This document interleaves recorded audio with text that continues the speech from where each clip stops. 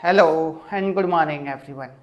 आज के इस लेक्चर में हम न्यूक्लियर फिजिक्स की एक प्रॉब्लम को डिस्कस करेंगे जो कि एक स्टूडेंट्स के द्वारा पूछी गई है। और प्रॉब्लम है अपने पास न्यूक्लियर सेल मॉडल। और ये जो टॉपिक है वो बेसिक नॉलेज के साथ साथ एग्जाम पॉइंट ऑफ व्यू से भी बहुत ज़्यादा इंपॉर्टेंट है। ये काफ़ी टाइम एग्जाम में डायरेक्टली 16 मार्क्स के अंदर पूछा गया है। ठीक है, तो सबसे पहले हम इसके बेसिक इंट्रोडक्शन के ऊपर बात करेंगे, इसको फिजिकली समझने की कोशिश करेंगे, उसके बाद इसको एग्जाम में किस टाइप से लिखना है उसके ऊपर बात करेंगे। ठीक है, तो सबसे फर्स्ट पॉइंट अपने पास यही आता है कि जो न्यूक्लियर सेल मॉडल है इसको हम न्यूक्लियर फिजिक्स की बैकबोन भी बोलते हैं, क्योंकि न्यूक्लियर फिजिक्स के बहुत सारे फंडे और बहुत सारे सिस्टम इसी मॉडल की हेल्प से चलते हैं। अब ये न्यूक्लियर सेल मॉडल पढ़ने से पहले हम ऑलरेडी दो न्यूक्लियस के मॉडल पढ़ चुके हैं, जिसमें अपने पास एक आता है फर्मी गैस मॉडल आता है और लिक्विड ड्रॉप मॉडल आता है।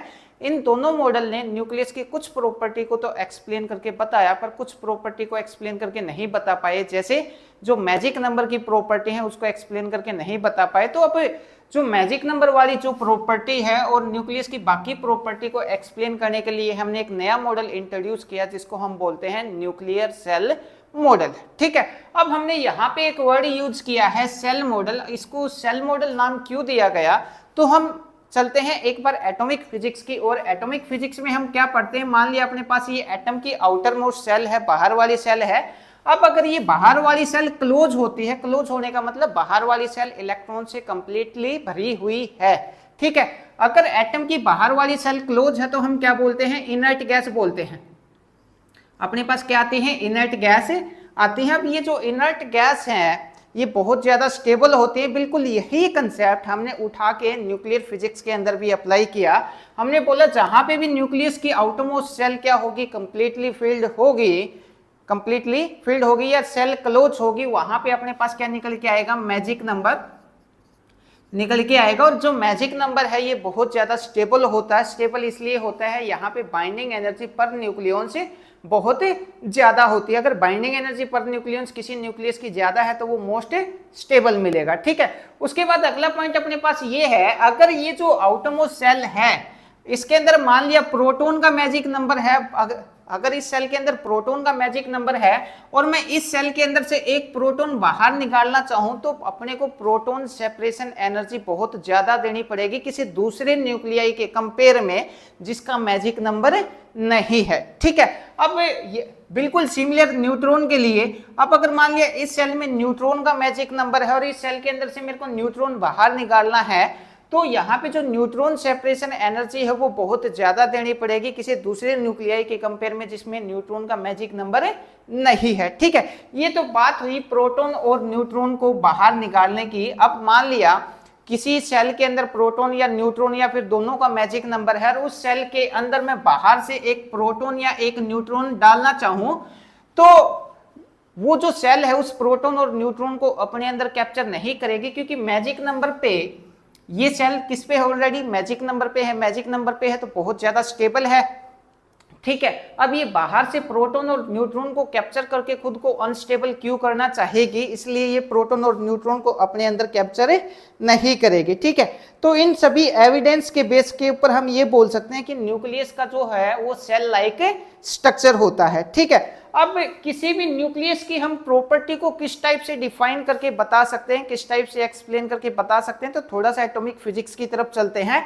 अब मान लिया मेरे पास ये कोई एक एटम है और इस एटम की प्रॉपर्टी को अपने को डिफाइन करके बताना है, तो इस एटम की प्रॉपर्टी को हम कैसे डिफाइन कर सकते हैं, इस एटम के बाहर वाले सेल में, आउटरमोस्ट सेल में जो वैलेंस इलेक्ट्रॉन है, मतलब जो अनपेयर इलेक्ट्रॉन है, उस अनपेयर इलेक्ट्रॉन की मोशन के बारे में हम स्टडी करते हैं। उस अनपेयर इलेक्ट्रॉन का हम बिहेवियर बताते हैं, मोशन बताते हैं, और उस अनपेयर इलेक्ट्रॉन के कारण ही इस पूरे एटम की प्रॉपर्टी क्या करती है, आती है। ठीक है, उसके बाद बिल्कुल ऐसे ही हम न्यूक्लियर फिजिक्स के अंदर करेंगे। अपने पास जो अनपेयर न्यूक्लियॉन्स होगा हम उसकी मोशन को स्टडी करेंगे, उसकी मोशन से ही उस पूरे न्यूक्लियस की प्रॉपर्टी क्या करेंगे, डिपेंड करेगी। अब जैसे मेरे पास ये जो प्रोटॉन है और जो न्यूट्रॉन है ये दोनों के दोनों क्या है, अपने पास स्पिन हाफ पार्टिकल है, एक का स्पिन अप होगा एक का स्पिन डाउन होगा। पेयर बनाएंगे तो यहाँ पे जो बाइंडिंग एनर्जी है वो क्या होगी, बहुत ज्यादा होगी। और दूसरा ये जो प्रोटॉन और न्यूट्रॉन है ये किसी भी सेल के अंदर इंडिपेंडेंटली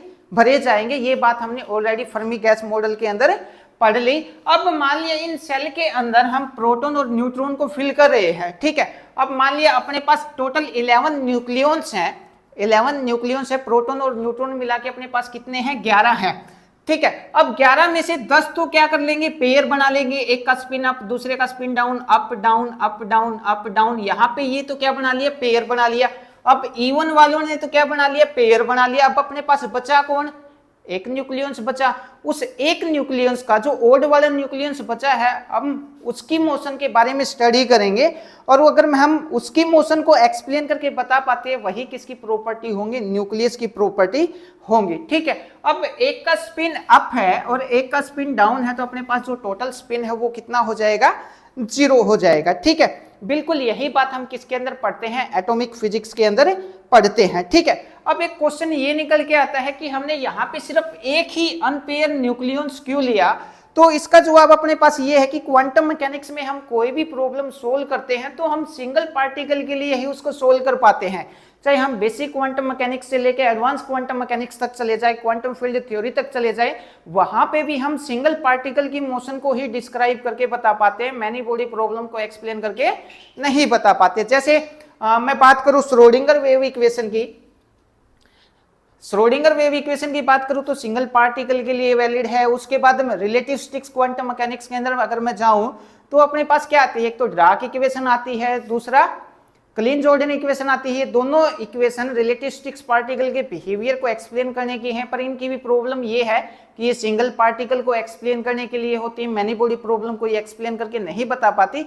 अब इसी प्रॉब्लम को सोल्व करने के लिए बार बार अपने पास सिंगल पार्टिकल के लिए इक्वेशन आ रही थी, तो फिर बोले साइंटिस्ट बोले स्यापा ही खत्म करो, ठीक है। फिर वहां से फील्ड थ्योरी बनाई गई, ठीक है। अब फील्ड थ्योरी के बारे में पढ़ना चाहते हैं तो क्वांटम मैकेनिक्स की प्लेलिस्ट में जाके आपको वहां पे वीडियो मिल जाएगी, वहां पे जाके देख सकते हैं, ठीक है।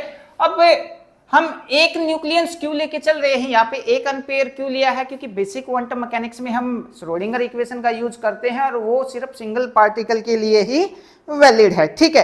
अब अपने पास जो एक अनपेयर है वो बाकी सब न्यूक्लियस के साथ इंटरेक्शन करेगा। अब उसकी इंटरेक्शन कैसी होगी, उसकी मोशन कैसी होगी बाकी न्यूक्लियस के साथ, ये हम कहाँ पे एज्यूम करेंगे, न्यूक्लियर सेल मॉडल के अंदर ये सब बातें एज्यूम करेंगे, ठीक है। अब अपने पास जो अनपेयर न्यूक्लियस बचा है, वो अनपेयर न्यूक्लियस बाकी न्यूक्लियस के साथ इंटरेक्शन कैसे करेगा, तो हमने मान लिया कि ये जो बाकी के बाकी 10 ने तो क्या कर लिया, पेयर बना लिया। अब हम मान लेंगे, हम इन 10 के 10 न्यूक्लियस का एक एवरेज फील्ड मान लेंगे, ठीक है। इन सब का एवरेज ले लेंगे और बोल देंगे उस एवरेज के अंदर वो एक न्यूक्लियस क्या कर रहा है, मूव कर रहा है। तो हम यहाँ पे क्या करेंगे, एक अनपेयर न्यूक्लियस है वो बाकी सभी न्यूक्लियस के एवरेज फील्ड में मोशन करेगा, मींस एवरेज फील्ड हम यहाँ पे ले लेंगे, ठीक है। और अपने पास जो अनपेयर न्यूक्लियस है उसको श्रोडिंगर इक्वेशन की हेल्प से सोल्व कर देंगे। अब श्रोडिंगर इक्वेशन की हेल्प से अगर हम उसको सोल्व करेंगे तो श्रोडिंगर इक्वेशन को सोल्व करने के लिए अपने को एक पोटेंशियल भी चाहिए। अब न्यूक्लियस का पोटेंशियल तो अपने पास है नहीं, तो अब हम यहाँ पे लेके चलेंगे हिट एंड ट्रायल मेथड का यूज करेंगे। हम उस श्रोडिंगर इक्वेशन के अंदर बहुत सारे पोटेंशियल पुट करके देखेंगे, उसको सोल्व करेंगे। अगर सोल्व करने के बाद अपने पास रिजल्ट एग्जैक्ट आता है, न्यूक्लियस की प्रॉपर्टी को हम एक्सप्लेन करके बता पाते हैं तो सही है, अदरवाइज फिर हम दूसरा कोई पोटेंशियल यूज करेंगे। तो हम यहाँ पे कौन कौन से पोटेंशियल लेंगे, सबसे पहले स्क्वेयरवेल पोटेंशियल होगा, आइसोट्रोपिक हार्मोनिक ऑक्सीलेटर का पोटेंशियल होगा, युकावा पोटेंशियल लेके चलेंगे, वुड सेक्शन पोटेंशियल और राउंड शेप स्क्वेयरवेल पोटेंशियल। ये सब पोटेंशियल हम कहाँ पे पुट करके देखेंगे, श्रोडिंगर इक्वेशन के अंदर पुट करके देखेंगे, उसको सोल्व करेंगे। सोल्व करने के बाद देखेंगे कि हम मैजिक नंबर को एक्सप्लेन करके बता पाते हैं या फिर नहीं बता पाते, ठीक है। तो ये तो था इसका बेसिक इंट्रोडक्शन। अब इसको एग्जाम में किस टाइप से लिखना है वो सब हम पढ़ेंगे अगले सेक्शन के अंदर। अब हम बात करते हैं इसको एग्जाम में किस टाइप से लिखना है उसके ऊपर।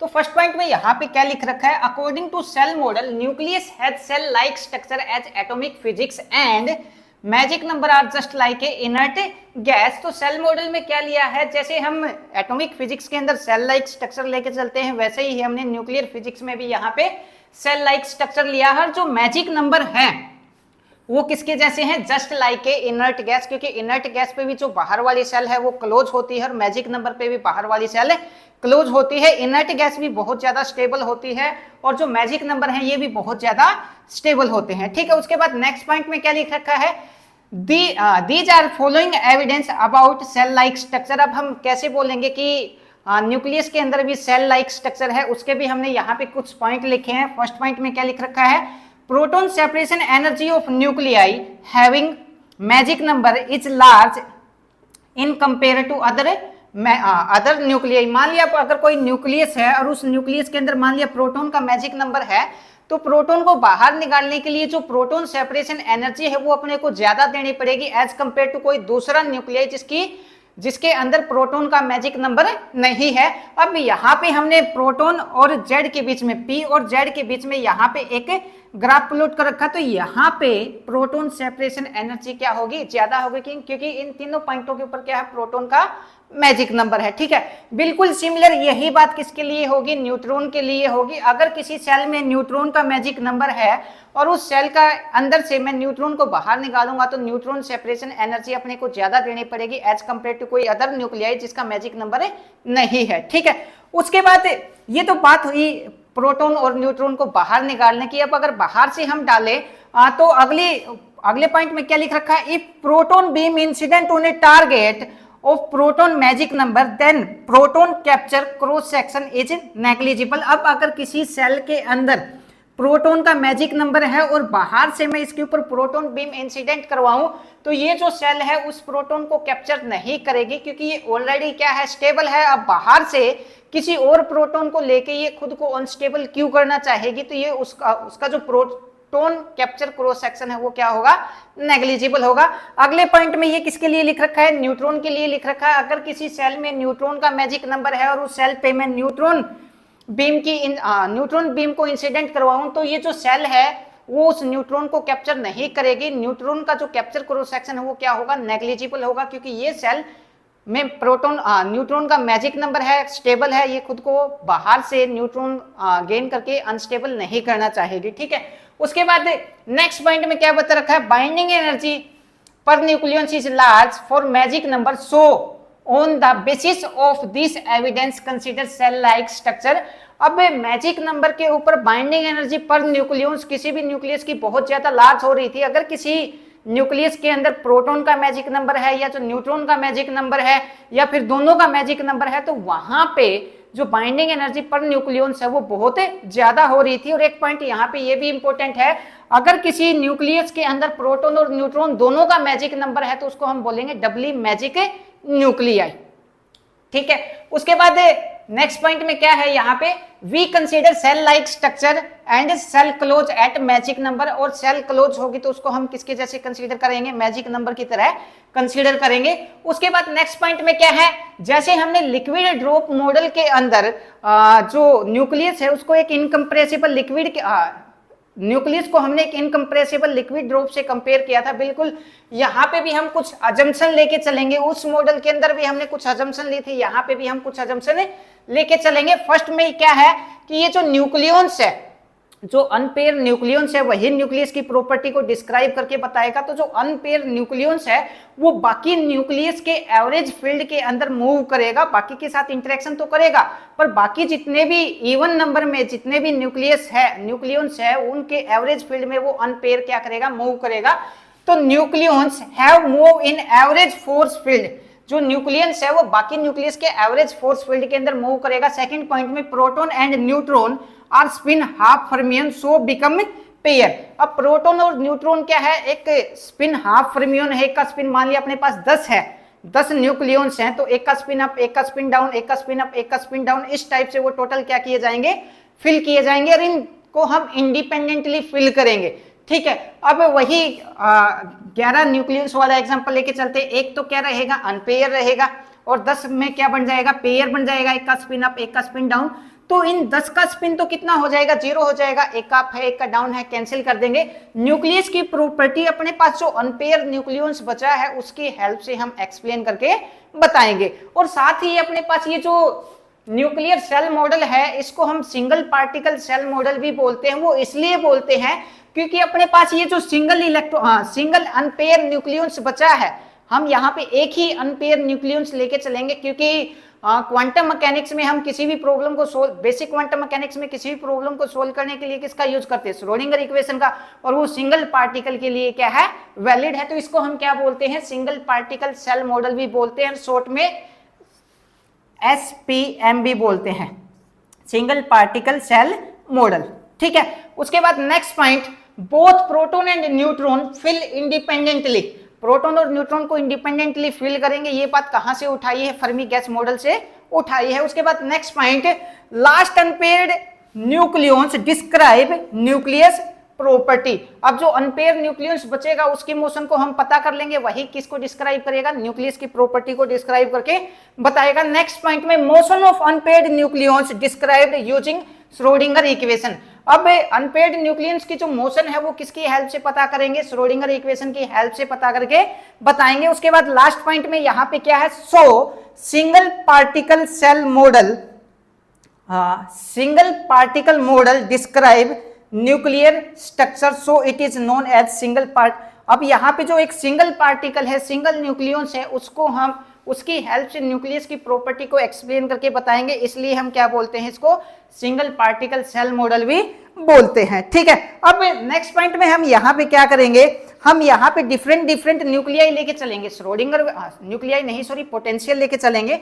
अपने को श्रोडिंगर वेव इक्वेशन को सोल्व करने के लिए किसकी जरूरत पड़ेगी, किसी पोटेंशियल की जरूरत पड़ेगी, और पोटेंशियल की एग्जैक्ट फॉर्म अपने पास है नहीं कि यहाँ पे न्यूक्लियस की पोटेंशियल की एग्जैक्ट फॉर्म यहाँ पे अपने पास ये है, तो हम यहाँ पे यूज करेंगे किसका, हीट एंड ट्रायल मेथड का यूज करेंगे, और उसकी हेल्प से फिर हम न्यूक्लियस की प्रॉपर्टी को डिफाइन करने की कोशिश करेंगे। ठीक है, तो उसके बाद नेक्स्ट पॉइंट में, to solve Schrodinger equation, to solve Schrodinger equation we required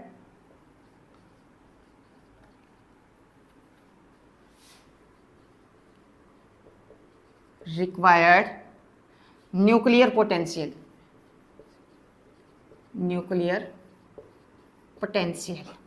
ठीक है, for nuclear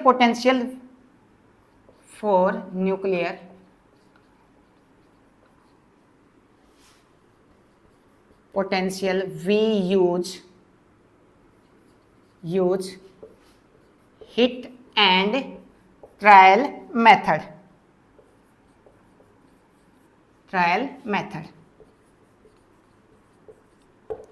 ठीक है। अब कौन कौन से हम यहाँ पे पोटेंशियल ले सकते हैं, क्योंकि न्यूक्लियस का जो पोटेंशियल है उसका एग्जैक्ट फॉर्म नहीं है, तो अलग अलग पोटेंशियल लेके चलेंगे, उन पोटेंशियल को श्रोडिंगर इक्वेशन के अंदर पुट करेंगे, सोल्व करेंगे। अगर एग्जैक्ट रिजल्ट आता है तो ठीक है, अगर मैजिक नंबर को एक्सप्लेन करके बताता है तो सही है, अदरवाइज फिर दूसरा कोई पोटेंशियल लेके फिर श्रोडिंगर इक्वेशन को सोल्व करेंगे और फिर उसको मैजिक नंबर को एक्सप्लेन करके बताएगा तो सही है, फिर कोई दूसरा ट्राई करेंगे। ठीक है, तो सबसे पहले अपने पास क्या आएगा, स्क्वायर वेल पोटेंशियल।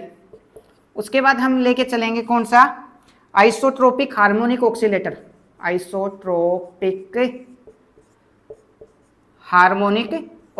शॉर्ट में लिखा है। उसके बाद थर्ड लेके चलेंगे हम युकावा पोटेंशियल।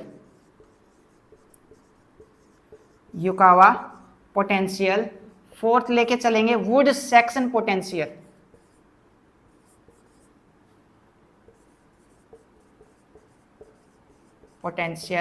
और फिफ्थ हम यहां पे लेके चलेंगे round shape square well potential,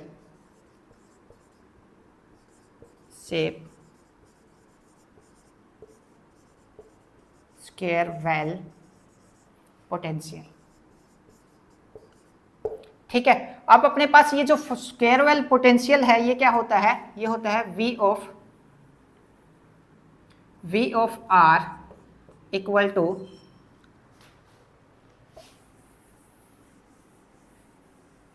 आई होप आपने ये कॉपी कर लिया होगा। ठीक है, साथ के साथ कॉपी कर लेना, वीडियो को कहीं भी पॉज करके रोक के, माइनस V0 और ये होता है 0। V0 कहाँ से कहाँ होता है, R लेस देन A, और ये किस पे होता है, R ग्रेटर देन A के ऊपर होता है। ये कौन सा होता है, स्क्वायर वेल पोटेंशियल होता है।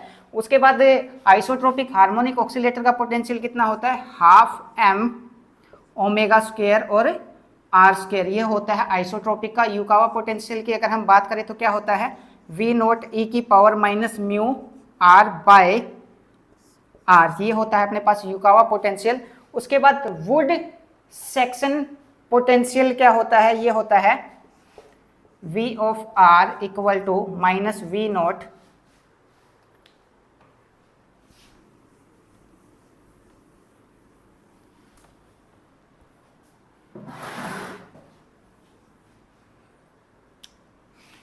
बाय 1 प्लस ए की पावर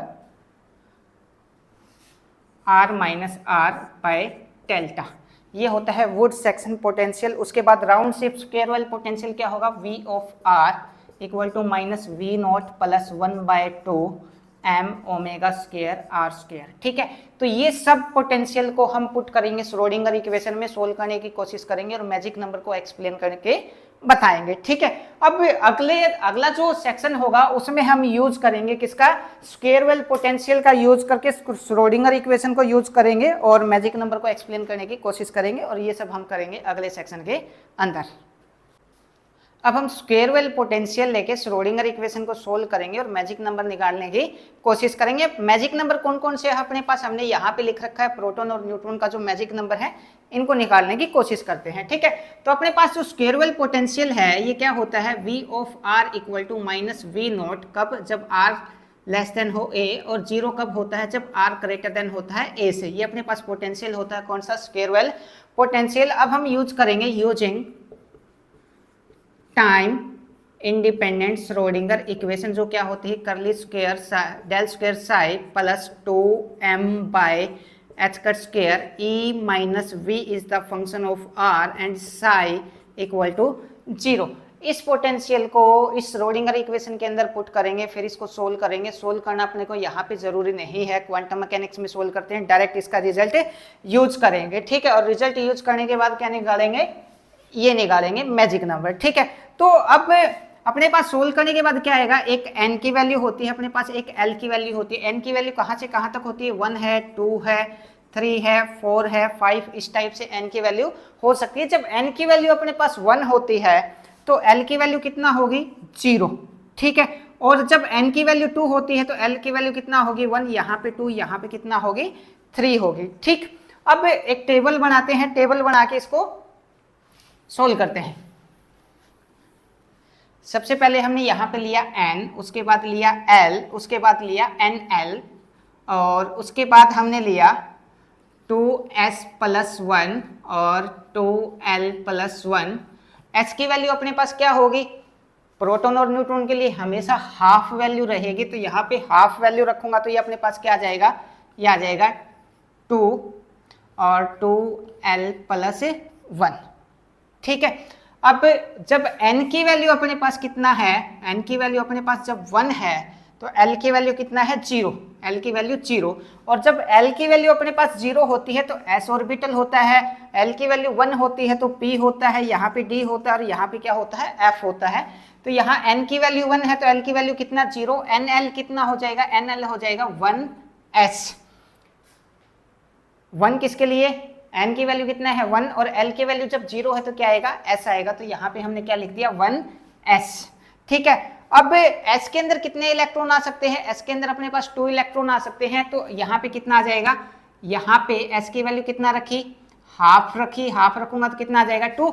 और पे यहाँ पे क्या रखते हैं, यहाँ पे l की वैल्यू 0 रखते हैं, l की वैल्यू 0 रखूंगा तो कितना आ जाएगा अपने पास, यहाँ पे 2 निकल के आ जाएगा। ये एक मैजिक नंबर यहाँ पे हमने एक्सप्लेन करके बता दिया, किसकी हेल्प से, स्क्वायर वेल पोटेंशियल की हेल्प से। उसके बाद n की वैल्यू अगर मैं 2 लूं, n की वैल्यू अगर मैं 2 लेता हूं तो l की वैल्यू कितना हो जाएगी, 1 हो जाएगी। और यहाँ पे कितना आ जाएगा, n की वैल्यू कितना है 2 और l की वैल्यू कितना है 1।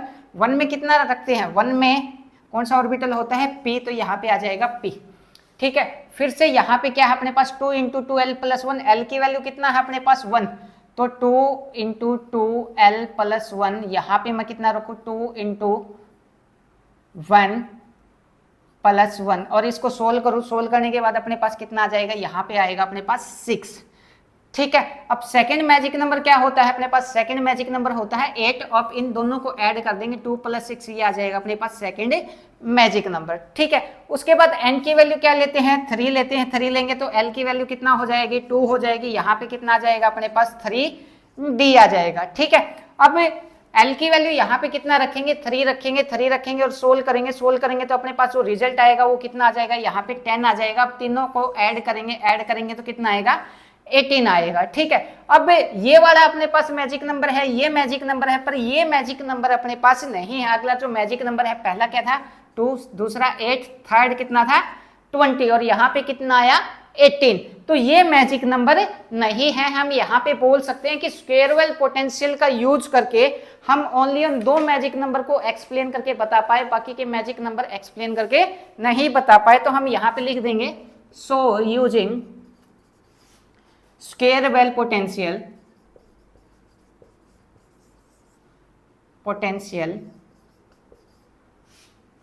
we can explain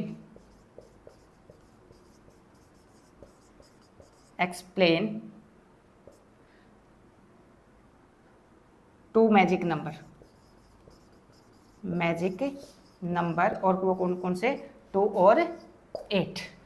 ठीक है, आप ये नोट कीजिए। उसके बाद जो अगले सेक्शन है, अगले सेक्शन में हम आइसोट्रोपिक हार्मोनिक ऑक्सीलेटर का पोटेंशियल लेके फिर से श्रोडिंगर इक्वेशन को यूज करेंगे, सोल्व करने के बाद फिर से एक रिजल्ट आएगा, डायरेक्ट रिजल्ट ही हम यहाँ पे यूज करेंगे और फिर से एक टेबल बनाएंगे और मैजिक नंबर को एक्सप्लेन करने की कोशिश करेंगे। वो हम करेंगे अगले सेक्शन के अंदर, जब तक आप इसको नोट कर लीजिए। अब हम आइसोट्रोपिक हार्मोनिक ऑक्सीलेटर का पोटेंशियल लेंगे और फिर से श्रोडिंगर इक्वेशन को सोल्व करेंगे और मैजिक नंबर निकालने की कोशिश करेंगे। आइसोट्रोपिक हार्मोनिक ऑक्सीलेटर का पोटेंशियल क्या होता है, V of R equal to half m omega square और R स्क्वायर। फिर से यूज करेंगे किसका, Schrodinger time independent, using time independent Schrodinger equation. क्या होगी अपने पास, del square psi plus 2m by h bar square या h कट स्क्वायर और e minus v is the function of r और यहाँ पे साई इक्वल टू आ जाएगा अपने पास 0।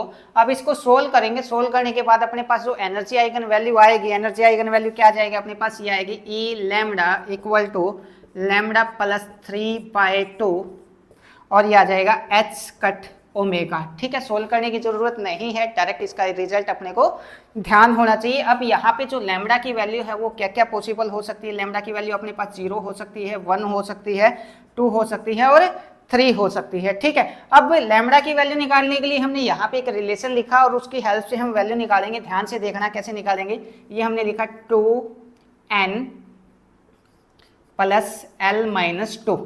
ठीक है, और n की वैल्यू कहाँ से, n की वैल्यू 1 हो सकती है, 2 हो सकती है, 3 हो सकती है, 4 हो सकती है, इस टाइप से। जब n की वैल्यू 1 होगी तो l की वैल्यू कितना हो जाएगी अपने पास, 0, 2 पे 1, 3 पे 2 हो जाएगी और 4 पे कितना हो जाएगी, 3 हो जाएगी। फिर अब हम यहाँ पे एक टेबल बनाएंगे और टेबल क्या है, सबसे पहले अपने पास आएगा लैम्डा, लैम्डा के बाद हम एनर्जी आइगन वैल्यू लेके चलेंगे, वो क्या है E लैम्डा। ठीक है, थर्ड में हमने n और l, उसके बाद फिर से हमने n और l का एक और कॉम्बिनेशन लिया और लास्ट में हम फिर से वही लेके चलेंगे, क्या 2s plus 1, 2l plus 1, s की वैल्यू फिर से क्या आएगी, हाफ आएगी, तो ये कितना आ जाएगा अपने पास 2 इंटू 2l प्लस 1 आ जाएगा। तो यहाँ पे हमने डायरेक्ट लिखा 2l प्लस 1। ठीक है, अब सबसे पहले हमने यहाँ पे लैम्डा की वैल्यू कितना ली, लैम्डा की वैल्यू 0 ली। जब अपने पास लैम्डा की वैल्यू यहाँ पे 0 होगी, लैम्डा की वैल्यू अगर मैं यहाँ पे 0 कर दूं तो अपने पास जो एनर्जी आइगन वैल्यू होगी, ये क्या है, एनर्जी आइगन वैल्यू। ठीक है, एनर्जी आइगन वैल्यू क्या हो जाएगी, ये टर्म 0 हो जाएगी तो अपने पास आ जाएगी 3/2 h कट ओमेगा। n और l की वैल्यू अपने पास क्या आ जाएगी, n की वैल्यू कितना है 1, l की वैल्यू कितना है 0। अगर मैं n की वैल्यू यहाँ पे कहाँ वाले, इस वाले रिलेशन में अगर मैं n की वैल्यू 1 रखूं और l की वैल्यू कितना रखूं, 0 रखूं, तो अपने पास लैम्डा की वैल्यू कितना आएगी, 0 ही निकल के आएगी अगर मैं ये वैल्यू उठा के इसमें रखूंगा तो। ठीक है, n और l, ये n की वैल्यू 1, s कितना आ जाएगा, s से l की वैल्यू 0 है तो कितना आ जाएगा, s आ जाएगा। ठीक है, और 1s में कितने इलेक्ट्रॉन आएंगे, ये इलेक्ट्रॉन आ जाएंगे। यहाँ पे l की वैल्यू कितना रखेंगे, 0, 0 रखेंगे तो कितना मिल जाएगा 2। तो अपने पास एक मैजिक नंबर यहाँ पे आ जाएगा। l की वैल्यू कितना रखी, यहाँ पे 0, 0 रखेंगे तो कितना आएगा 2 आ जाएगा। ठीक है, अगला जो है, अब हमने लैम्डा की वैल्यू कितना लिया यहाँ पे 1 1। अगर मैं लेमडा की वैल्यू यहाँ पे 1 रखूं तो कितना आ जाएगा अपने पास, ये आ जाएगा 5/2 और h कट ओमेगा। ठीक है, अब n और l के अपने को ऐसे कॉम्बिनेशन लेके चलने हैं जिससे क्या आ जाए, लेमडा की वैल्यू 1 आ जाए। तो ये आ जाएगा अपने पास लेमडा की वैल्यू कितना ली हमने, 1 ली, तो ये आ जाएगा n की वैल्यू कितना आ जाएगी 1 और l की वैल्यू भी कितना आ जाएगी 1। अब इस रिलेशन के अंदर मैं n की वैल्यू भी 1 पुट कर दूं और l की वैल्यू भी कितना पुट कर दूं, 1 पुट कर दूं, तो अपने पास लेमडा की वैल्यू कितना आएगी, 1 आएगी। देखो ध्यान से, n की वैल्यू यहाँ पे 1 पुट करता हूँ, l की वैल्यू भी यहाँ पे 1 पुट करता हूँ, तो 2 × 1 2 आ जाएगा। यहाँ पे -1 बचेगा, -1 इसके अंदर से जाएगा तो 1 वैल्यू आ जाएगी। अब यहाँ पे कितना आएगा 1p, l की वैल्यू 1 है, 1 पे क्या होगा, जब l की वैल्यू 1 है तो s 0 पे s, यहाँ पे p, यहाँ पे d और यहाँ पे f। ठीक है, अब p के अंदर कितने इलेक्ट्रॉन आ सकते हैं, 6 इलेक्ट्रॉन आ सकते हैं, दोनों को मिला के कितना आ जाएगा 8 आ जाएगा। 2 मैजिक नंबर हमने यहाँ पे निकाल के बता दिए। उसके बाद l की वैल्यू कितना, लेमडा की वैल्यू कितना चाहिए 2, लेमडा की वैल्यू 2 अगर मैं यहाँ पे पुट करूंगा तो कितना आ जाएगा अपने पास रिजल्ट, ये आ जाएगा 7/2 h कट ओमेगा। अब लेमडा की वैल्यू n और l की वैल्यू में यहाँ पे क्या क्या पुट करूं कि अपने पास लेमडा की वैल्यू कितना आ जाए 2 आ जाए। तो ये 2 पॉसिबिलिटी हो सकती है, एक तो मैं n की वैल्यू कितना ले लूँ 2 और l की वैल्यू कितना ले लूँ 0। अगर मैं n की वैल्यू यहाँ पे कितना रखूँ 2 रखूँ और l की वैल्यू 0 रख दूँ तो लेमडा की वैल्यू कितना आएगी 2। एक और पॉसिबिलिटी हो सकती है, वो पॉसिबिलिटी क्या है, n की वैल्यू रखूँ मैं 1 और l की वैल्यू कितना रखूँ 2। अगर ये दोनों वैल्यू भी मैं यहाँ पे रखूँगा तो लेमडा की वैल्यू कितना आएगी 2 निकल के आएगी। तो यहाँ पे इसके लिए कितना आ जाएगा 2, l की वैल्यू कितना है 0 तो s, और यहाँ पे ये आ जाएगा n की वैल्यू 1 है तो, और l की वैल्यू 2 है, l की वैल्यू 2 है तो कितना आ जाएगा d आ जाएगा। तो यहाँ पे लिखा d। ठीक है, s में कितने इलेक्ट्रॉन आ सकते हैं, s के अंदर 2 इलेक्ट्रॉन आ सकते हैं, d के अंदर कितने इलेक्ट्रॉन आ सकते हैं 10 इलेक्ट्रॉन आ सकते हैं। ठीक है, तो ये कितना आ जाएगा 12 आ जाएगा यहाँ पे, और इन तीनों को अगर मैं मिला दूंगा तो थर्ड अपने पास जो मैजिक नंबर है वो निकल के यहाँ पे आ जाएगा। ठीक है, उसके बाद लेमडा की वैल्यू कितना ली, लेमडा की वैल्यू 3 ली, लेमडा की वैल्यू 3 लेंगे तो एनर्जी आइगन वैल्यू कितना आ जाएगा अपने पास 9/2 h बार ओमेगा। ये रिलेशन कितना आ जाएंगे, एक तो 2 1 आ जाएगा, उसके बाद कितना आएगा 1 3 आएगा। यहाँ पे कितना आ जाएगा, ये आ जाएगा 2 और l की वैल्यू 1 पे p और 1 और 3 वैल्यू पे कितना आ जाएगा f। ठीक है, और यहाँ पे p के अंदर कितने इलेक्ट्रॉन आते हैं, p के अंदर आते हैं 6, f के अंदर कितने आते हैं 14 इलेक्ट्रॉन आते हैं। दोनों को ऐड करूंगा तो कितना आ जाएगा 20, और 20 ऊपर है, सबको ऐड करके लिखूंगा तो यहाँ पे आएगा 40। पर 40 अपने पास मैजिक नंबर के अंदर नहीं होता, पहले आएगा 2 फिर 8 फिर 20, उसके बाद आता है 28। 28 के बाद अपने पास क्या आएगा 50 आएगा, और 50 के बाद क्या आता है 82 आता है।